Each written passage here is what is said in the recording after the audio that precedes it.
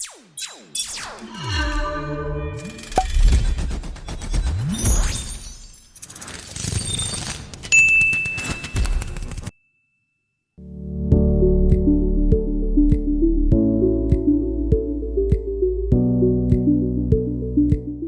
Menars, perkenalkan, nama saya Edi Andreas Tanggang dengan NIM 203010504004.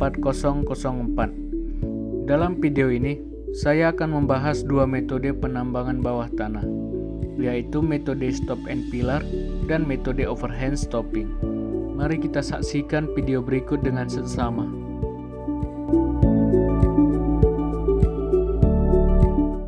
Stop and pillar adalah metode yang digunakan dalam tambang non-batubara, di mana lebih tebal, badan biji yang tidak teratur, dan pilar-pilar yang ditempatkan secara acak dan terletak pada biji berkadar rendah sehingga biji bermutu tinggi dapat diekstraksi. Stop and pillar berasal dari dua kata, yang dimana stop adalah suatu tempat atau ruangan pada tambang bawah tanah, di mana endapan biji sedang ditambang, tetapi bukan penggalian yang dilakukan selama development. Sedangkan pilar adalah tiang atau penyangga pada ruangan tambang bawah tanah. Berikut aplikasi dan metode penerapan stop and pillar. Pertama, jebakan tidak bernilai tinggi dibuat sebagai pilar. Yang kedua, ketebalan tidak lebih dari 7 meter. Apabila ketebalan di atas 7 meter akan mengakibatkan mining recovery semakin kecil dan bahaya runtuhan atap. Yang ketiga, jebakan mendatar sampai kemiringan 20 hingga 50 derajat atau moderately steep. Yang keempat, batuan atap dan lantai kompeten untuk meminimalkan pemakaian pilar. Yang kelima, biji kompeten untuk mengurangi lebar pilar. Dan terakhir, kedalaman tidak terlalu besar untuk mengurangi beban yang harus disangga pilar.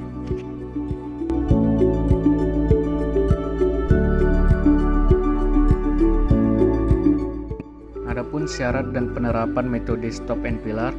Yang pertama, pilar tidak teratur dan terletak acak, yang dimana kadar rendah atau waste sebagai pilar, bukan untuk memperoleh bentuk atau perencanaan tambang yang sistematis, tetapi sekedar penyangga atap. Penyusun pilar adalah batuan, maka relatif kuat dan berdimensi kecil. Yang kedua, ketebalan jebakan lebih besar dari 6 meter. Apabila tebal tetapi aman secara teknik, maka dilakukan tidak berjenjang. Apabila tebal dan tidak aman secara teknik, maka dilakukan berjenjang. Yang ketiga, komoditas yang ditambang adalah mineral, bukan batu bara.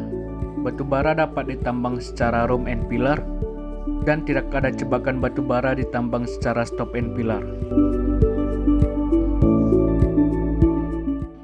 Berikut mekanisme penambangan pada metode stop and pillar. Pada metode ini, pembongkaran biji dilakukan secara maju atau advancing terhadap biji yang terletak horizontal dengan tinggi kurang dari 3 meter, di mana kondisi ini tidak memungkinkan dilakukan dari atas ke bawah. Endapan atau jebakan yang tebal dan tidak aman akan ditambang secara berjenjang dengan tebal maksimum 13 meter. Penyanggaan pada atap atau roof dilakukan secara permanen atau semi permanen dari biji itu sendiri, yang kadang-kadang diperkuat dengan semen di sekelilingnya.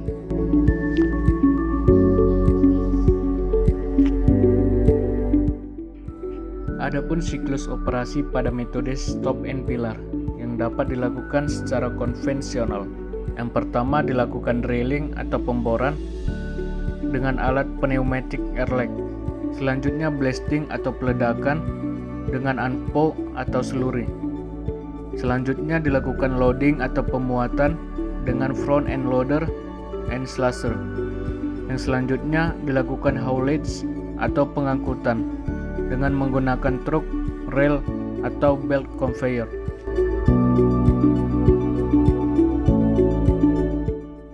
Berikut keuntungan dari metode stop and pillar. Pertama, Produktivitas yang dihasilkan moderat sampai tinggi. Biaya penambangan moderat.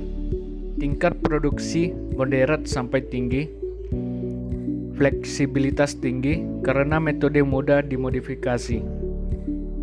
Cocok untuk mekanisasi dengan peralatan besar. Tempat penggalian dapat lebih dari satu. Dan recovery tanpa ekstraksi pilar, sedang sampai baik, dan dilusi yang rendah.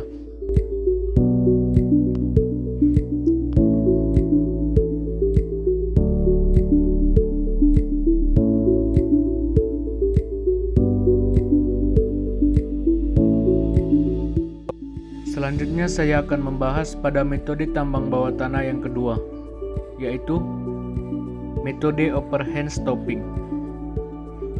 Metode overhand stopping secara praktis berlawanan dengan underhand stopping, yaitu tempat pekerja mengarah ke atas dan berada di bawah biji yang akan ditambang.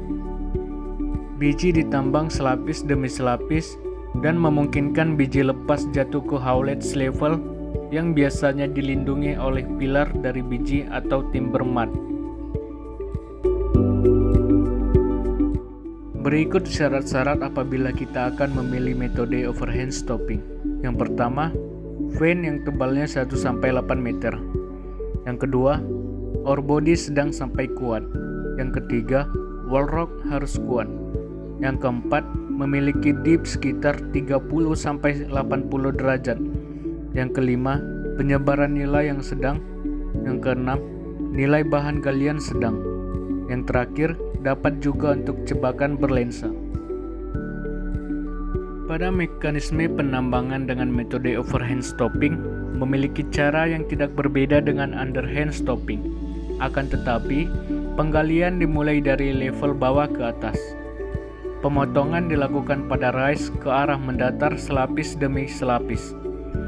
Pada waktu melakukan penggalian mendatar juga diikuti penggalian ke arah atas. Demikian seterusnya sampai menembus level di atasnya.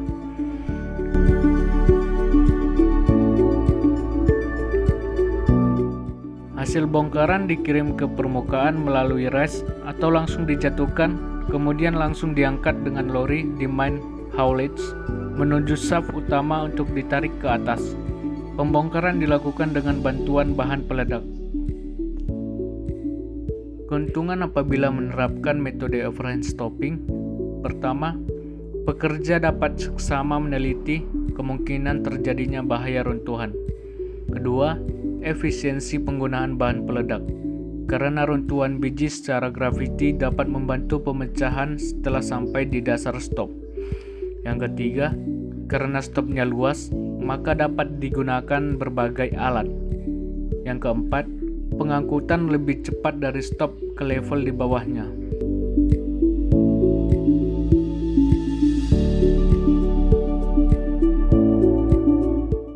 Adapun kerugian pada metode overhand stopping, yang pertama, sering ada pengorbanan ore sebagai pilar.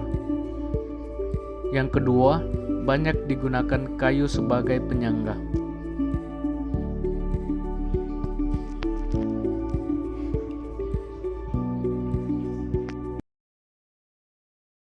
Demikian penjelasan saya mengenai metode penambangan bawah tanah, yaitu metode stop and pillar dan metode overhand stopping. Terima kasih.